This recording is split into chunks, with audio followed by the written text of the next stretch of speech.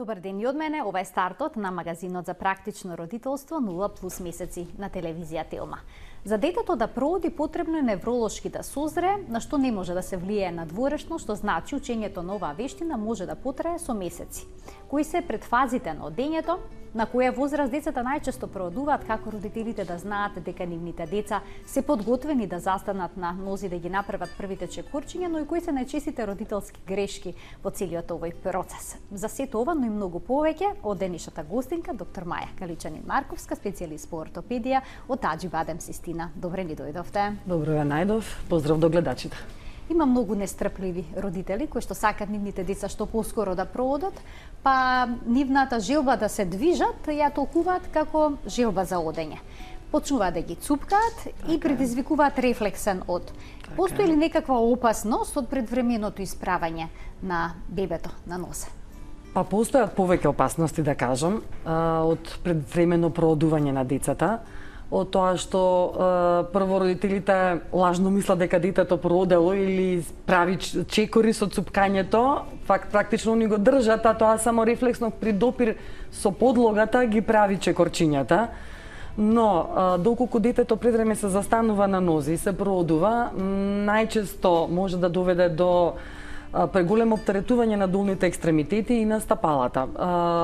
Чест деформитет се о нозете, најчесто X нозете, или валгус ние тоа го викаме, рамни стапала, валгус на стапалата, несигурност во одењето, чести падови, трапавост во одењето, имитаторски од, тоа се мисли кога децата се проодуваат во дубак, па дубакот е несоодветен и детето има определен механизам како да се движи со дубакот, многу често со едната нога тргнува, а другата ја завлекува, или пак дубакот е на несоодветна висина, па децата најчесто одат на прсти и таа шема која што ќе се ја научат и што ќе се створи во мозочето, после тоа долго време перзистира и треба долго време додека се смени начинот на одење да дојдеме до правилно одење, нели, газење на пета, па потоа како што одиме газење на пета, па на прсти, на предниот дел од стапалото, па на прсти, па следниот чекор. Значи, тој начин правилен одење изостанува и се пролонгира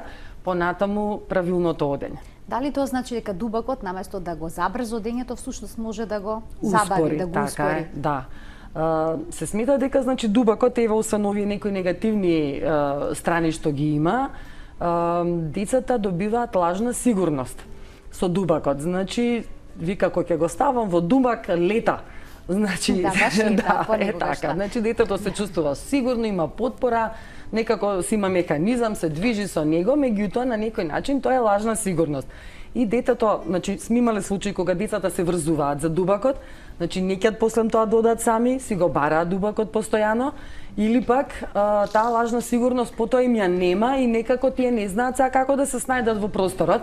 Значи, плашливи се, вика, оди со дубакот, вака кога ќе го пуштам, значи не сака да направи чекор. Значи, како нешто да им недостасува, едноставно нешто им фали да ги задржи. А што е со другите помагала за проодување, проодувалките, оние што се туркаат со тркалца? Тоа е подобрата варијанта, да кажам, за помош при одење, но би кажала вака тука неколку зборови за родителите кои што настојуваат детето пошто пото да прооди. Значи, убаво кажавте на почетокот во најавата, значи потребно е да создре и нервниот систем и моториката на детето. Значи, двете компоненти, кога ќе достигнат одредена зрелост, детето ќе се почувствува сигурно и ќе прооди. Најмногу се чувствува сигурно доколку е припремено на некој начин. Најдобра припрема за проодувањето е лазењето. Лазењето е одлична психомоторна вежба за снаоѓање во просторот, за добивање перцепција за сопственото тело во однос на околината и предметите. Детето посамостојно се чувствува, може да дојде до каде што сака самостојно, значи успеало, се чувствува сигурно, може да исполни некаква цел што се очекува да кажеме од него. Се фаќа ќе дојде до столче, до кревет, значи почнува да подзастанува прво на колена, потоа се исправа на ноџиња, полека по некој чекорче се прави и практично тие деца што лазат не ни им треба некаква помош во проодувањето, тие сами ќе проодат. Значи не треба родителите ги гушат практично децата, ги угушуваат тие нивни за снаоѓање во околината, на некој начин не им дозволуваат моториката правилно и на собствен начин да си ја развијат. Така, споменавте дека ползењето, лазењето е физиолошки вовед во одењето, но не сите деца го прават тоа. Се случува деца воопшто да не ползат. Така е, се случува, да. Зошто е тоа така и дали тоа може да остави некаква последица? Не би требало, значи начално не е, но кај тие дечиња понатаму тоа се гледа во тоа што после проодувањето се малку понеспретни во одењето, почесто паѓаат, понезгодно паѓаат. Значи не ги развиле претходно доволно оние заштитни механизми при пад. Значи децата што лазат подобро знаат да паднат, да се заштитат сами себе. На газе, да се испружат рачиња, нели подигнувањето оди со тоа што детето од лазечка позиција го дига газето, па или прво оди како кученце на сите 4, па го дига газето, па полека се како буквата прави, па се дига. Значи, кога тие фазички не се поминати, понеспретно е детето и кога ќе падне, пак ќе кажам, значи дека понезгодно паѓа, со тоа што со текот на времето ќе досозрее моториката и ќе се совлада тој момент. Да им дадеме можност на гледачите денеска да се вклучат во програма со нивни прашања на телефонскиот број 3076 677. Зборуваме за проодувањето. Денешна гостинка во студиото ни е доктор Маја Каличанин-Марковска, специјалист по ортопедија од Аџибадем Систина. Слободно вклучите се во програма, поставете прашање и учествувате на тој начин во креирањето на денешниот концепт на 0M+. Споменавте дека има предфази на проодувањето. Кои се сите тие? Дали значи, почнуваме од стабилното седење. Така. Стабилно седење, превртување, ползење. Значи првим почнува ползење, како да се влечат.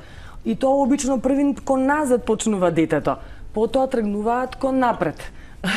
Да, многу често. Да, многу често прво кон назад, па потоа одиме кон напред, па одење на сите 4, потоа полека исправање на колена, па исправање на ноџиња, со придржување, се разбира, потоа детето прави обид кратко трајно така да застане, да без помош да кажам, потоа постепено со придржување ги прави чекорите и на крајот доаѓа проодувањето. Така, родителите често пати ги паткаат децата, односно ги држат за раче и потоа така ги шетаат по дома, сметајќи дека на таков начин најдобро и најбрзо се совладува вештината одење и побрзо ќе почне проодувањето. Дали се советува овој пристап? Не сосема, значи многу и колеги исто така сметаат дека тоа е непотребно, поготово на почетокот, кога родителот мисли дека детето треба да прооди, а детето не е спремно, значи тогаш се одолжува тоа проодување со месеци.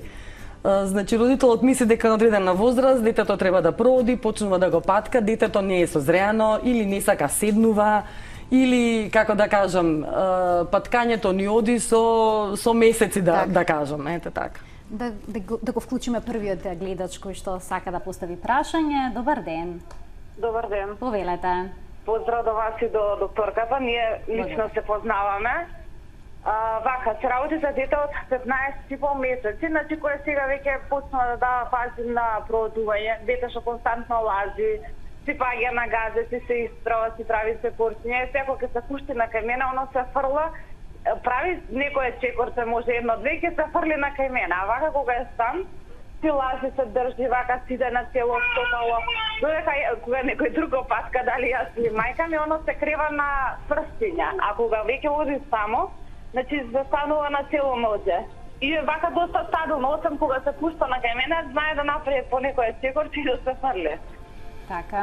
Знам дека нема простор за паника, пошто секој дете се индивидуално и оно само да ќе каже кога е спремно, меѓутоа ме интересира во врска со паткањето дали е убаво или да го оставам она самостално да проди за да биде и посигурно, нели како што викаат. Така, ви благодарам за вклучувањето во програма. Поздрав, ден. И на вас исто така. Да, секако да се остави детето само да се помачи да прооди. Мајката кога е во близина, баш добар пример е ова, значи моја асоциација на детето за заштитен механизам. Штом ја види, значи тоа се пушта, очекува дека знае дека мајката ќе го прифати и извеќе не ги користи своите механизми. А кога не е мајката тука, како што кажа, кога е само, никој не го гледа или мисли дека никој не го гледа, значи детето само апсолутно се снаоѓа. во просторот и само си тргнува да си оди стабилно и како што треба.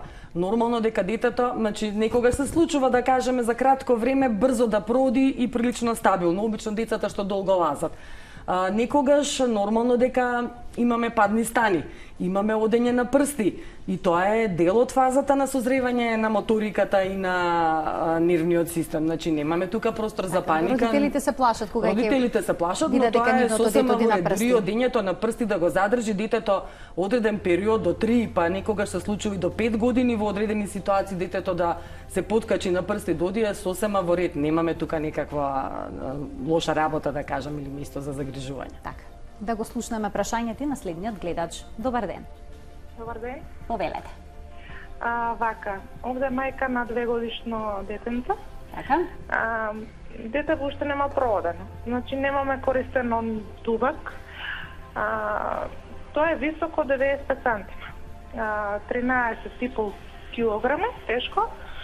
Меѓутоа, значи без дубак, со наша помош ги има поминато сите фази, значи само станува, само седнува, буквата А, како што кажа господјата, значи сите тие фази само уште да се пушти моментот. Меѓутоа тој момент го чекаме многу долго време, значи неколку месеци е така. Така. Да. Да. Ви благодарам што се вклучилте во програма. Што во ваква ситуација? Да, штом детето ги има поминато сите овие фази, и оди, и станува, очекуваме дека детето ќе проди. И не треба да му се прави притисок. За нас нормално, да кажам, проодување е до 18, па и 20, 22 месеци. Имаме ситуации на пролонгиран моторен развој. Значи, продолжен моторен развој и некои дечиња спаѓаат во таа група, едноставно, не знаеме некогаш точно од која причина, на детето му треба подолго време додека да созрее моториката. Но во ваква ситуација, кога сето ова седи, се превртува, лази, застанува, значи детето ќе проди тука и некаде. Не треба родителите да бидат нестрпливи, не треба да му прават на некој начин притисок нон-стоп, ајде оди, ајде, значи едноставно треба малку да го остават тој момент на страна, да го игнорираат, да кажам, детето само ќе се почувствува сигурно и ќе проди. Некогаш се случува во ситуации на траума, незгодни падови, детето ќе се повлече, така, ќе направи чекори, па потоа ќе се одлучи во созревањето. Но тоа сепак повторно ќе си дојде тој момент на проодување.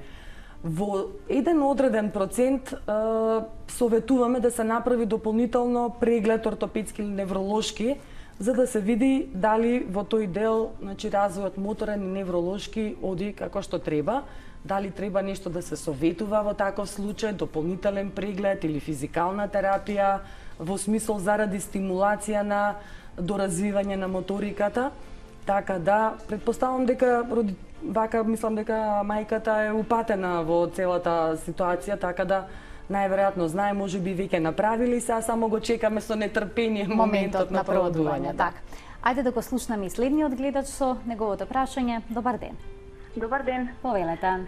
Вака, сакам да прашам што ќе се случи со бебенце кој што има поголема телесна тежина, да речеме бебенцето ми е 5 месеци, а веќе има 11 кила. Дали тоа може да му пречи во доколку пребрзо застане на нози и покрај тоа што самото сака и се обидува, например, до сега за сега ортопедски колковите му се во ред, но што ќе биде во иднина кога ќе почне да станува, затоа што, например, братчето негово беше малку послабичко и мислам дека поспретно беше, побрзо си ги ставаше ноџињата во уста, дали сега може тежината да му направи некоја штета, само на тицање јас не можам да го ставам на диета, така. Мислам нормално е. Јасно. Ви благодарам што се вклучивте во програма. 5-месечно дете со малку поголема тежина, 11 килограми, како што кажа мајката, во принцип не очекуваме некаков застој во развојот. Тежината може малку да пречи, но тоа дете е тогаш и крупно и силно, така да би требало сите фази да си ги помине, можеби со некакво мало пролонгирање, иако во моториката доста се широки тие, во развој на моториката, доста се широки тие граници на созревање, да кажам, така да, например, еве седење се очекува да дојде помеѓу 6 и 9 месец, сепак е тоа широка диапазон на месеци. Лазењето, например, од 8 до 11-12 месеци. Проодувањето од 11 до 18, 19, 20 месеци. Така да тие граници се широки и секој дете кога ќе го достигне моментот на созревање ќе си помине во следната фаза. Сега за 5 месеци за детето очекуваме да се подига до некаква полуседната позиција, да прави обид за превртување, може веќе и се превртува и да ја држи главата стабилно. Кога може да се каже дека детето проодело? Дали треба да има направено најмалку 8 самостојни чекорчиња? Има ли дефиниција? Некаква дефиниција се трудев и јас да побарам баш така како дефиниција, но нема, значи очекуваме детето да пооди некаква дистанца, да кажеме од некои си 8-10 метри дистанца, стабилно, без придржување, за да кажеме дека детето проодело. А може ли да се каже дека децата што рано прооделе се во некаква предност во однос на нивните врсници? Не. Никаква? Немаме никаква корелација и студиите што се објавени, значи нема никаква корелација со рано проодување и интелектуалниот развој на детето. Значи едноставно само е моментот на индивидуалното созревање кај секој човек, дете, значи за да поминеме во таа фаза на одење. Само сакам нешто да кажам, дека не сметаме дека детето оди ако застанало само или ако оди во дубак. Така. Да. А што е со децата кои што споменавте веќе, никогаш не знаат да се задржат на рак и многу почесто паѓаат директно на глава? Кога тие тоа би можеле да го совладат? Има ли некакви вежби при проодувањето кои што можат родителите да ги направат за детето да се осамостои? Или само треба да го остават слободно? Најчесто само треба да го остават. Значи да не ги гушат тие негови механизми на моторен развој. Значи не треба со тоа што презаштитнички се однесуваме кон децата, значи на некој начин ги успоруваме во моторниот развој. Значи не треба да ставаме штитници, кациги, не треба перници доле по подот, значи може би нешто помекичко евентуално за некој незгоден пат. Можеме да бидеме во околината, меѓутоа треба да ги оставиме децата, нема дете што не паднало. Значи мора да научи, искуствено учиме ние. Значи детето мора малку да туфне на газото, што се вика, малку да падне, значи така ќе научи, следниот пат ќе биде повично, повешто во правењето на некаква акција, да кажам. Имам уште еден гледач. Добро. Ајде да го слушнеме и неговото прашање. Добар ден. Добар ден. Повелете. Сакам да прашам, бебенцето е 12 месеци. Така. И значи не сака да седи во дубак цело време, сака само да го паткаме. Преферираме да го држиме за дланки. Дали е правилно тоа што толку многу сака, значи да се движи по цел ден да го паткаме, или треба да го држиме под мишки евентуално? Така, ви благодарам што се вклучивте во програма со ова прашање, меѓу другото никогаш родителите прашуваат и дали да му стават каивчиња. Каивчињата се во ред, но тие не треба да дојдат во моментот само што детето ќе се вертикализира, значи само што ќе се исправи да почне да стои, да кажеме на креветче или уз масичка, столче. Уште е нестабилно детето, значи тоа е сам почеток во фазата на стоење па и проодување понатака. Значи детето треба да достигне одредена стабилност и самостојност, например да оди до нас и да не држи само за едно прсте. Толку да биде стабилно, значи со сама мала помош, тогаш може да дојдат каивчињата. Згодни се заради тоа што ние не сме како родители цело време наведнати над нив. Детето сепак е самостојно, рачињата му се слободни, може и да рамнотежа баланс да се одржува, но во случај ако нешто незгодно се сопне, сака да падне, гледаме, значи тогаш можеме со каивчињата да го заштитиме. Инаку во однос на прашањето на гледачката за држање под мишки и паткање, значи еве до сега зборувавме за тоа. Значи кога детето ги гледа родителите, ги подава рачињата, асоциација му се родителите дека они го штитат и се они треба да го водат и тие му се заштитниот механизам. Значи треба малку да го оставиме детето да се лути, да поплаче, да пробува само да застане, да направи некој чекорче, да се задржи за кауч, да оди малку покрај него. Значи, не само што детето ќе дигне рачиње и ние ајде да го носиме сега, да го водиме, значи мораме малку да му дадеме простор, затоа што во ваков случај, како што кажува гледачката, значи проодувањето ќе трае уште неколку месеци. Значи не е самостојно детето, мора повеќе простор за осамостојување да се даде. Така, во овој период родителите имаат страшен проблем со грбот, Така бидејќи е. се постојано Сите ги наведнати. Да. И тоа е уште еден проблем за нив, Така е. па веројатно и поради тоа бараат некои солуции и начини тоа да се реши. Го споменавме дубакот неколку пати, еве го спомена сега и гледачката, дали воопшто препорачувате да се користи? Не. Речи си воопшто не препорачувам да се користи дубак, ако веќе и во некои земји морам да кажам дека е и забране. Со закон. Да, со закон. Во Канада и дури има Да, во Канада, Америка, Шведска, парична значи со казна, па дури затворска. Да, затоа што има случаи кај што децата или премногу сигурни се чувствуваат во дубакот, пребрзо со него се движат, паѓаат, имало многу несакани исходи, несакани повреди со дубакот, така да и освен тоа, значи тој нема улога во моторното созревање на детето. Она што основно е сега за темава што зборуваме.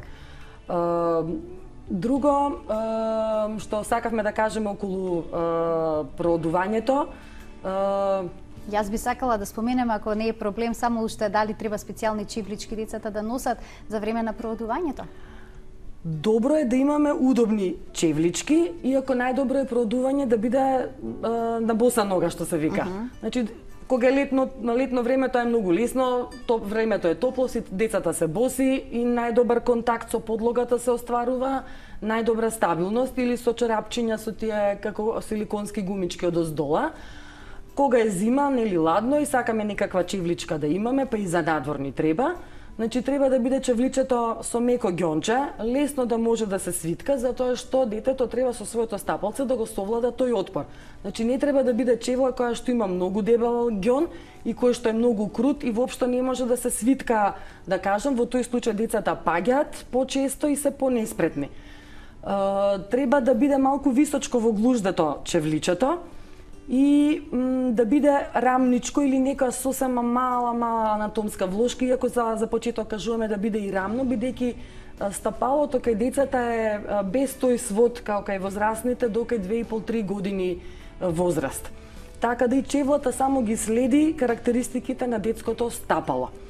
Понатаму, кога тој сводче ќе се формира, околу 2,5-3 години, 3,5, препорачуваме и чевличка која што има анатомска, велиме, влошка, значи тоа е блага влошка која што само го поддржува сводот. Дали анатомска значи ортопедска влошка? Не, а ортопедска влошка е нешто што е многу поназначено, тој свод е поподигнат, може да биде навалена или подигната од една или друга, значи таа служи за корекција на одреден деформитет.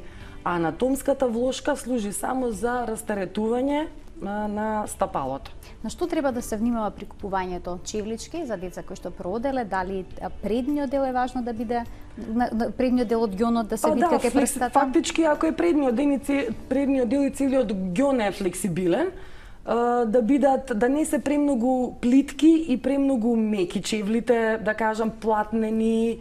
Например, балетанките кај девојчиња се вака многу убави за мода. Меѓутоа не се многу практични. Тенко е ѓончето, плитки се многу, немаат ни влошкичка и така, значи тие имаат друга функција. Вистинската чевла вака за практична за надвор, значи треба да биде, пак ќе кажам, со меко ѓонче, од малку подсврсто материјалче да биде, малку височка во глуждот и точна, не преголема за детето, затоа што ако е број и пол или два поголема, тогаш децата исто го деформираат начинот на одење, сакајќи да ги задржат чевлите на нозе.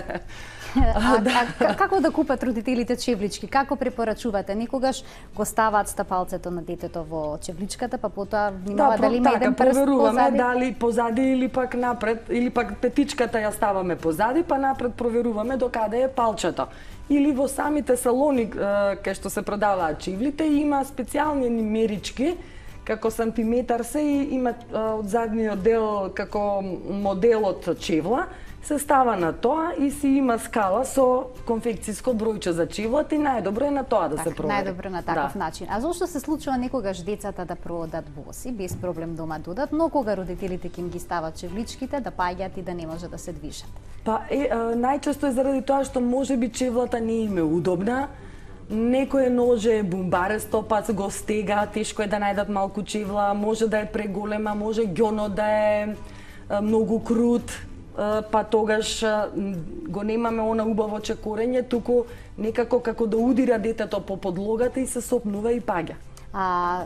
Дали е полесно детето да учи босо дома или пак сепак да носи некои чорапчиња, да носи чевлички, како што споменавте? Ако има можност за босо, најдобро е босо.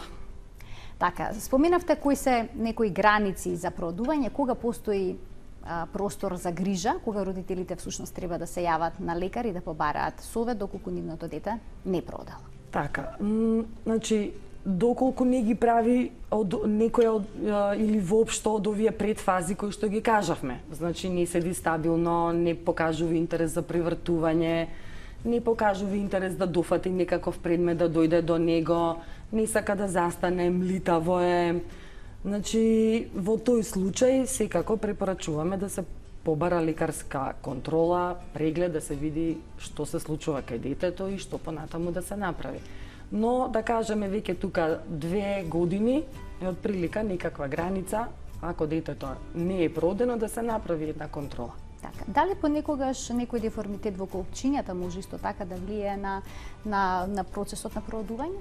Некој проблем со колкчињата и дали може да настане некаков проблем со колкчињата доколку детето прерано се поставува на ноза или тоа не игра некаков суштински суштински фактор? Доколку се колковите здрави нема никаков проблем, но и да има проблем, детето со колк, например, ќе прооди. Значи моториката си созрева, детето ќе прооди, само што можеби ќе накривнува при одењето или ќе имаме некаков специфичен начин на одење. Значи природата ќе си го направи своето, детето ќе се вертикализира, ќе сака да оди, ќе прави напор, само што тогаш одот нема да биде, да кажам, правилен, туку ќе видиме дека детето има некаква неправилност. Еве, завлекува ноже, зафрла, накривнува, штеди нога, значи во тој смисол.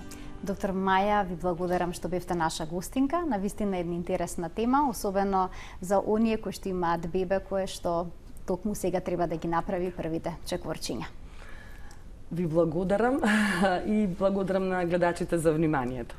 Ви благодарам, почитувани и вам што не следевте. Секако со внимание се гледаме секој работен ден во рамки на утринската на Телма од 12 некаде до 12:25 минути. До гледање.